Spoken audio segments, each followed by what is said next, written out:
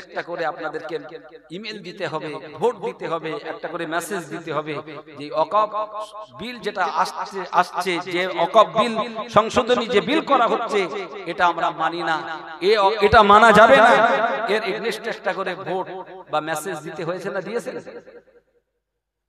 দেওয়া হয়েছে? প্রায় 40 কোটি মানুষ যে দেশে বাস করে ভাই, 1 কোটি মেসেজ পুরোতে যে আমাদের হিমশিম খেয়ে যেতে হচ্ছে। দেখতে পাচ্ছি আয়না ঘর তৈরি করে নিরীহ মানুষগুলোকে, নিরীহ লোকদেরকে কিভাবে তাদের প্রতি জুলুম করা হয়েছে, টর্চার করা হয়েছে, তাদের মেন্টাল নষ্ট করে দেওয়া হয়েছে, তাদের উপরে কি ধরনের ষড়যন্ত্র চক্রান্ত হয়েছে। 15 বছর ক্ষমতা পেয়ে 15 বছর সরকারে বসে যে ফেরাউনের শাসন কায়েম করতে গিয়েছিল ভাই, আমার আল্লাহর মার সুব্যবহার করে, দেশের আলেমদেরকে বন্দী করে, দেশের নিরীহ মানুষদেরকে জুলুম করে, সরকার বিরোধী কোন প্রোগ্রাম কেউ করলেও, কোনো কথা বললেই তাকে আয়না ঘরে নিয়ে যে নির্মম অত্যাচার করা হয়েছে।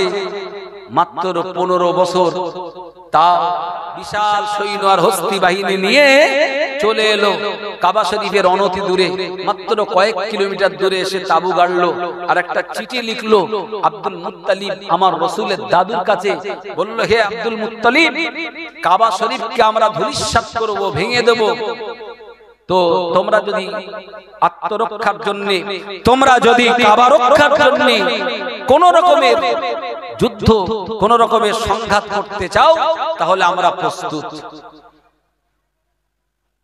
কাবা ঘরের মাতওয়াল্লি বা সেক্রেটারি আমার রাসূলের দাদু, এরকম একটা মেসেজ এসেছে, ভয় পাবে না? পাবে না? ভয় পাওয়াও স্বাভাবিক। প্রায় 80 বয়স বুড়ো মানুষ চিন্তা করছে,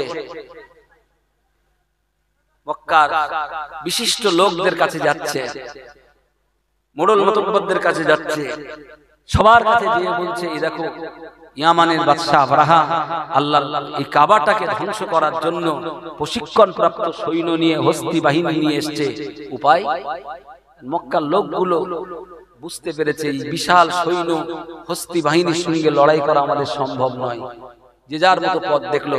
আব্দুল মুত্তালিব বুড়ো মানুষ কি করবে, সাত সকালে একেবারে কাবা শরীফে চলে গেছে, কাবার গিলাফটা ধরে বলছে, হে কাবার মালিক, এ ঘর তো তোমার, এ ঘর আমার নয়, জোরে বলেন। আর আব্দুল মুত্তালিব তারা ছিলেন দ্বীনে হানিফ, মানে সত্য দ্বীনে বিশ্বাসী। তারা বললেন, হে কাবার মালিক, তোমার ঘর তুমি রক্ষা করবে, এই ঘরের আমি তো একজন ঝাড়ুদার ছাড়া আর কেউ নই, এই ঘর রক্ষা করার ক্ষমতা মক্কার লোকদের নেই, আমি এই ঘরের রাখাল, এই ঘরের মাতওয়াল্লি, এই ঘরের মালিক, তোমার দায়িত্বে এই ঘরকে রেখে আমিও পালিয়ে গেলাম, আমার পক্ষে রক্ষা করা সম্ভব নয়। আব্দুল মুত্তালিব আমার আল্লাহ পাকের কাছে সেই দিন যে দোয়া চাইলেন, আমার আল্লাহ রাব্বুল আলামিন ফেরেশতাদেরকে বললেন, রেডি হয়ে যাও, কোরআন খুলে দেখেন, আলাম তারা কাইফা ফাআলা রাব্বুকা বিআসহাবিল ফিল আলাম ইয়াজআল কাইদাহুম ফি তাদলিল ওয়া আরসালা আলাইহিম তায়রান আবাবিল তারমিহিম বিহিজারাতিন মিন সিজ্জিল ফাজআলাহুম কাআসফিন মাকুল। জোরে বলেন সুবহানাল্লাহ, চিল্লে হবে না সুবহানাল্লাহ? আল্লাহ পাক বলছেন, নবী রাসূলুল্লাহ তখন মায়ের পেটে ছিলেন, দুনিয়া আসেননি, তখন এই ঘটনা ঘটেছে। আল্লাহ পাক বলছেন, নবী হে, আপনি কি দেখেননি, আলাম তারা কাইফা ফাআলা রাব্বুকা বিআসহাবিল ফিল, ওই হস্তি বাহিনীর সাথে কি আচরণ করেছে আপনার রব, আপনার মালিক। আলাম ইয়াজআল কাইদাহুম ফি তাদলিল, তাদের সমস্ত চক্রান্ত কি আল্লাহ নস্যাৎ করে দেননি?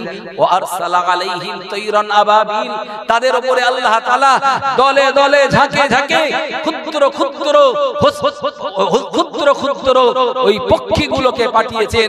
বিশাল হাতির মোকাবেলায় হাতি পাঠাননি, ছোট ছোট পাখি পাঠিয়েছেন। আর আরসালা আলাইহিম তায়রান আবাবিল তারমিহিম বিহিজারাতিন মিন সিজ্জিল, ওই পাখিগুলো তাদের পায়ের নখে ছোট ছোট নুড়ি কণা, ছোট ছোট পাথরগুলো ওই হস্তি বাহিনী আর সৈন্য বাহিনীর উপরে নিক্ষেপ করেছে। আর তাতেই তারা ভূমি ভূমির সাথে ধূলিসাৎ হয়ে জমিনে মিশে গেছে। সমস্ত হস্তি, সমস্ত বাহিনী, সমস্ত সৈন্য একেবারে ধূলিসাৎ হয়ে গেছে, জনমের মতো ওখানেই ধ্বংস হয়ে গেছে। যদি বলে কাবা কাবার জায়গায় আছে না নেই? আজ মুসলমান ভয় পাওয়ার না। ওয়াকফ সম্পদ আল্লাহ, ওয়াকফ সম্পদ আমি বলে যাই এটা আল্লাহর সম্পদ, এটা আমার নয়, আপনার ব্যক্তিগত সম্পদ নয়, এই সম্পদ আল্লাহর সম্পদ।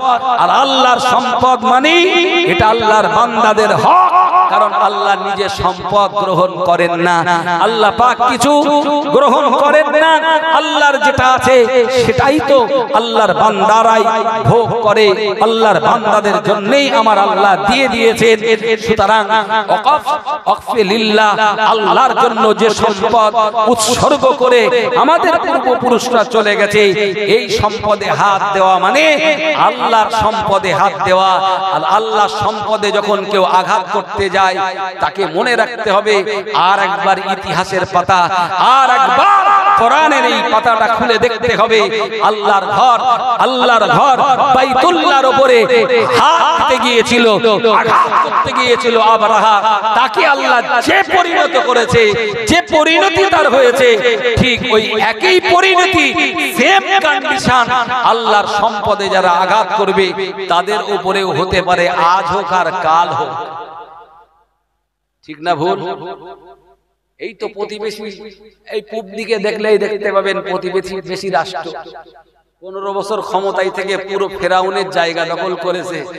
আমরা এখন দেখতে পাচ্ছি আয়না ঘর তৈরি করে, আয়না ঘর তৈরি করে নিরীহ মানুষগুলোকে, নিরীহ লোকদেরকে কিভাবে তাদের প্রতি জুলুম করা হয়েছে, টর্চার করা হয়েছে, তাদের মেন্টাল নষ্ট করে দেওয়া হয়েছে, তাদের উপরে কি ধরনের ষড়যন্ত্র চক্রান্ত হয়েছে।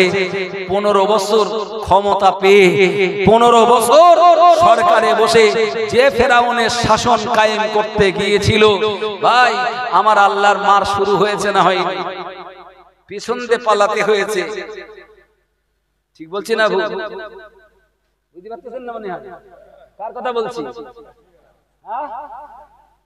খুব তো ফেরাউনের মতো ক্ষমতায় বসে, খুব তো আঙ্গুল ঘুরিয়ে, খুব তো নিজের ক্ষমতা অপব্যবহার করে দেশের আলেমদেরকে বন্দী করে, দেশের নিরীহ মানুষদেরকে জুলুম করে, সরকার বিরোধী কোন প্রোগ্রাম কেউ করলেও, কোনো কথা বললেই তাকে আয়না ঘরে নিয়ে যে নির্মম অত্যাচার করা হয়েছে। মাত্র 15 বছর তা টিকিনি ক্ষমতায় এসে মনে করলো আমার এই ক্ষমতা, ইসরাফিল আলাইহিস সালাম যতদিন সিংহায় ফুৎকার না দেবে ততদিন চলবে। শুধু ছাত্র জনতা একটুখানি লাফিয়ে পড়েছে, ঝাঁপিয়ে পড়েছে, আন্দোলন শুরু করেছে, সবাই করেনি। ছাত্র আর জনতার আন্দোলনের মুখে যে ছিল পুরো বাঘ বিড়ালের মতো পালাতে হয়েছে। মামুর বাড়ি জায়গা নিয়েছে, কথা ঠিক না? ভাইরা আমার, এগুলো কি জুলুম? আল্লাহ বরদাস্ত করে না। ইন্নাল্লাহা লা ইয়াহদিল কওমাজ যালিমিন, আল্লাহ জালেমদেরকে কখনো বরদাস্ত করে না। যখনই যারা কোন সম্পদের উপরে জুলুম করেছে তখনই আল্লাহ জালেমদের উপরে খোদাই গজব চাপিয়ে দিয়েছে। অতএব আজ যারা ওয়াকফ সম্পদের উপরে, আল্লাহ সম্পদের উপরে হস্তক্ষেপ করতে যাচ্ছে, তাদের মনে রাখা দরকার পিছনের ইতিহাস, তাদেরকে স্মরণ করা দরকার, শিক্ষা নেওয়া দরকার। পৃথিবীতে নমরুদ এসেছিল, নমরুদ শেষ হয়ে গেছে। ফিরআউন এসেছিল, ধ্বংস হয়ে গেছে। কারুন এসেছিল, ধ্বংস হয়ে গেছে। আবু জাহাল, আবু লাহাব, তারাও ধ্বংস হয়ে গেছে। আবরাহা আল্লাহর ঘরে হাত দিতে গিয়েছিল, সেও মিশে গেছে। আর যারা নব্য ফেরাউন নমরুদ সেজে আল্লাহর সম্পদে হাত দেবে, আল্লাহর গোলামদের উপর অত্যাচার করবে, আল্লাহর গোলামদেরকে তার জমিন থেকে বের করে দেওয়ার চক্রান্ত করবে। ভাইরা আমার, আল্লাহ সেদিন ছিলেন, আজও আছেন না নেই? সবাই বলেন, সেদিন আল্লাহর যা ক্ষমতা ছিল আজও আছে না নেই? আমার আল্লাহর ক্ষমতার কোনো পরিবর্তন অতএব এটাই আমাদের সবচেয়ে বড় সান্ত্বনা যে আমরা এমন এক রব, এমন এক মালিক পেয়েছি। আমাদের রব তিনি সামিউন বাসীর, আলিমুন বিযাতিস সুদূর, আলা কুল্লি শাইইন কাদির। সব কিছু দেখেন, সব কিছু শোনেন, তার ইলমে সব আছে, তার অজানা কিছু নেই, তাকে ফাঁকি কেউ দিতে পারে না।